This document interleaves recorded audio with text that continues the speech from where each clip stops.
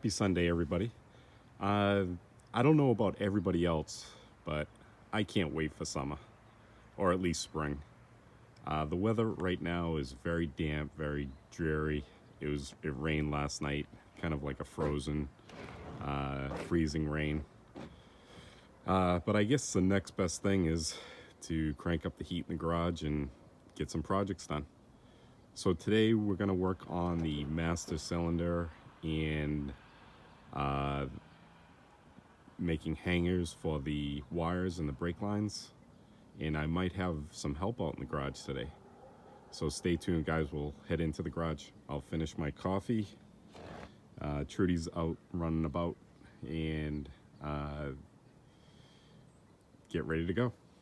In a couple of days that I've had the buckets out, let's take a look and see what we've got.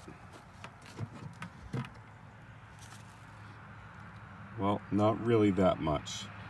I definitely think this was a little too early. I'll leave them out there for now and see if it gets a little better. It's supposed to be warm this week, so we'll see if that does it. I think it's definitely too early though, so I might have to redo this. We'll check in a couple of weeks. So this week, I was watching my videos I usually follow during the week, and both Musty One and Mossy Junebug both used pressure wash to clean up. Mossy Junebug used her pressure washer to clean up her gas tank, and Musty One used his pressure washer to clean up his new project, his new cab over, his new Ford. So I thought, you know what, that's actually a good idea. So I'm gonna bring this out and clean it up. This way when I work, I'm gonna be mainly working underneath this vehicle now and towards the back. And the last few weekends I've been working on this, I come in and I'm totally covered with dirt. So I think I'm gonna get it all cleaned up, get it sprayed down. Actually, I think Tracy's gonna she likes using the power washer and cleaning things up. So what I'm gonna do is pull this out and get it set up in the back, get the pressure washer set up, and get it ready to clean up. This way, now when I do everything from this point on, everything's somewhat clean. All right, guys.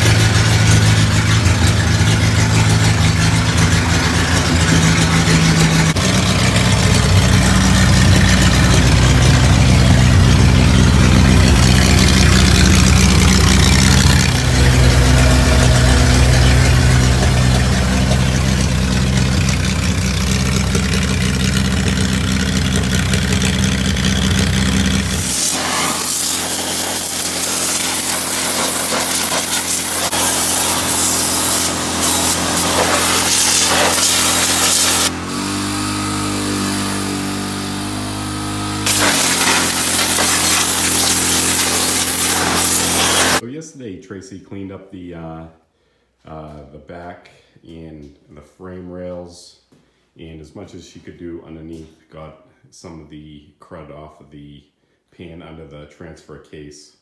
It looks much better, even the differential in the back.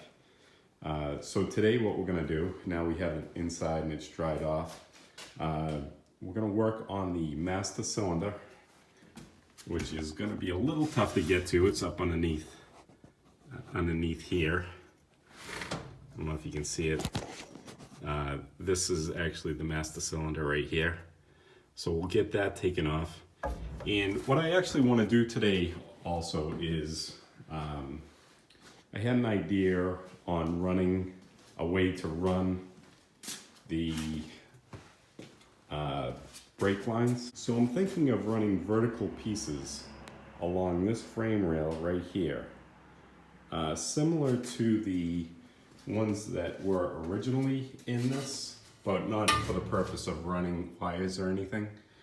They're just vertical pieces. That kind of gave me an idea of putting vertical pieces, like let's say every 10 inches or 12 inches or so, along this rail, and putting holes in it that I can put these plastic inserts to keep it from the brake lines or the wires from wearing on the metal. I figure it would be much better than what was originally here. I'm gonna go upside down for a second. But this is the original brake line here. And this little clip, this is what originally held the brake lines. Although they serve the purpose, I don't think they're really that good. So what I'm gonna do, take this out of here, wire brush this down, get it right down to bare metal, and make these vertical pieces of metal, kind of integrating some of our plumbing work into doing this automotive work. This is something that we use with commercial buildings when we have to run pipes through steel studs or metal studs. They're Greenlee punches, and they punch through light gauge steel relatively easy. My assistant's gonna hold the phone for me. Thanks, Trace. So what you do with this has a cutter that's inside of this little sleeve right here. And you put the metal into it, you line up, there's 3 marks here that help you center the holes where you want them to be. And you clamp it down, and then you put some pressure on it, and it makes a perfect hole in it. Then you lift that up and it pops it out.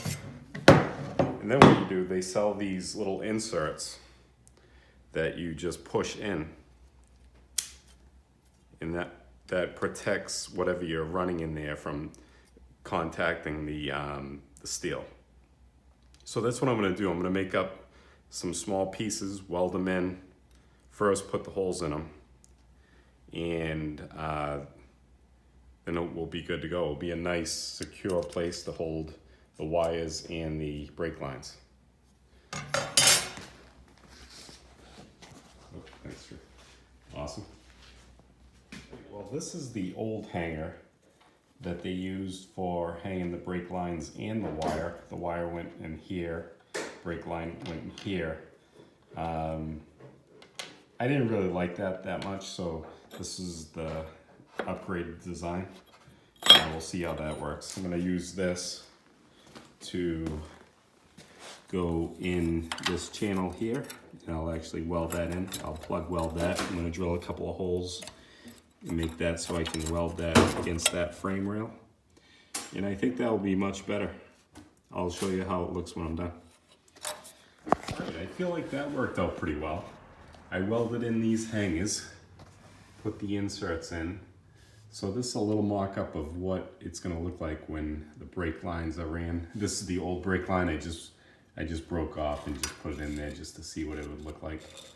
But that will work out pretty good. The wire is on the top. This is gonna be the wire running to the back tail lights.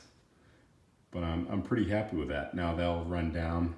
I'll have to offset it over here out a little bit because that frame is actually boxed in for the rest of it, the rest of that distance. So now I'm gonna run it down there, offset it out, and it really don't have to go much further down there, and I'll, make hangers and stuff like that. But I wire brushed that all out, painted it just to seal it up before I get to the point that I run the wires. But that's pretty good. I'm happy with that. All right, now to get this master cylinder out. Looks like I have to disconnect this nut here, and then there's 2 bolts that go through the master cylinder. So I gotta disconnect that, and I'm hoping that it's not solidly connected to the pedal. I think it might just be a plunger that I can pull that out, because that looks like it's gonna be tough to get to up there. But I'll see, maybe I can undo that big nut or big bolt, pull out this whole pedal and get that right out of the way. So I'm gonna go to that. Probably not gonna film much of this because it's so tight of an area up there. I don't think with my hands in the way that you're gonna be able to see much of that anyway. So I'll bring it back when I get it out and we'll take a look at it. Got that old master cylinder out. I'm gonna see what's on the inside of this. This hasn't been open, I don't think, for a long time. So let me see if I can get this open. Okay, you know what, I'm gonna have to get 2 wrenches on that. I'll loosen it up a little and we'll take a look at what's inside of it.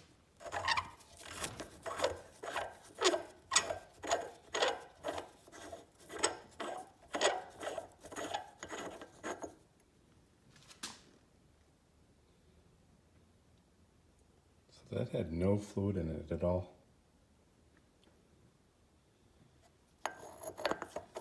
Alright, well, I'll put the new one in. I've already put the electrical connection on it. Got that refitted with new copper washers. And I'm going to loosen up this cap a little bit because I don't know how easy it is to get something on that when I get it in place. So I'll kind of loosen that for the first time where that was so tight.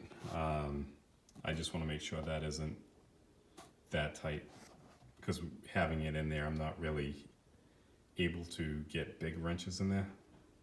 So I'll get to that. Well, that was fun.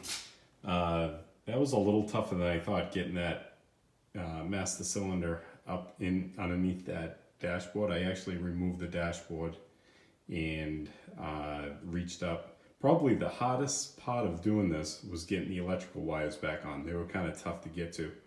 I actually lost one of the little clips that hold the wire in.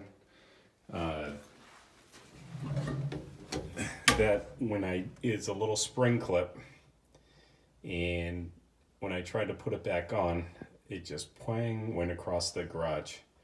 So I'm gonna have to get another one of those. That isn't a big deal. Now that I get the dashboard off, it's a little easier to get to. So next week, I'm not sure what I'm gonna do. Well, Tracy came in today and she stripped all the interior parts out of this, and she's going through the process of making new door panels, cleaning up the old hardware, the crank, the window crank, and the door opener. Then she wants to go through and start sanding all of that down, cleaning this all up. I'm curious if that light works, but I'll take a look and see if I can get that going. But next week, if I can get the brake line parts, I have to get like the flexible hoses that go to the drums, the brake line. I have the flaring tool to be able to make up the brake lines, so that isn't really a big deal. I would like to do that. If I can't get those parts, I might start working towards getting the rear lights working, and maybe see about getting an exhaust, because I'd love to get this. It's all registered now and ready to go. I'd love to get this on the road for a test ride just to see how it goes. Next weekend, I might be possibly going to Southern Massachusetts, and getting new tires. On Facebook Marketplace, my son Shane found a deal on 4 new tires with rims. They're pretty nice rims, so we might be going to get those. It depends if he ends up selling them. He might have an interested person, a person interested in getting them. So we'll see how that works out. I'd love to get new tires and rims for this. That would make it complete. To be able to take it for a test ride would definitely be fun, just to see how it runs, and it's encouraging to know that you're almost to that point. Another thing that I want to do is, this bumper has a big dent or a big curve in the middle, which prevents it from going flat against all the contacts in the front here. It's basically like a 1/2 inch away from these middle contacts, 1/2 inch to 3/4 inch. So we have multiple avenues we could go next week. I'll think about it during the week and see what ends up coming together. I'd love to complete the brakes though and get those ready to go. To complete one project at a time would be nice. But I'm pretty pleased with how much we got done this week. A little less than I was hoping for, but really not too bad. It seems like some days you just can't get in the groove of getting stuff done. But not too bad. Well, guys, have a great week, and I'll see you next Sunday, and thanks for hanging out. So along with upholstering the seats for the cafe racer build, Tracy is actually starting to work on the upholstering of the FC seats. And this is the fabric that we picked out, or actually Tracy picked out, that I thought was really nice. It's going to be this plaid material on the top of the seats, and then surrounding the sides will be this leather material. So I'm going to pop the seats out of the FC and get that brought into her shop, and she's going to go to town fixing that up. Trudy, come. Trudy. Trudy, come. Trudy, come. Come here.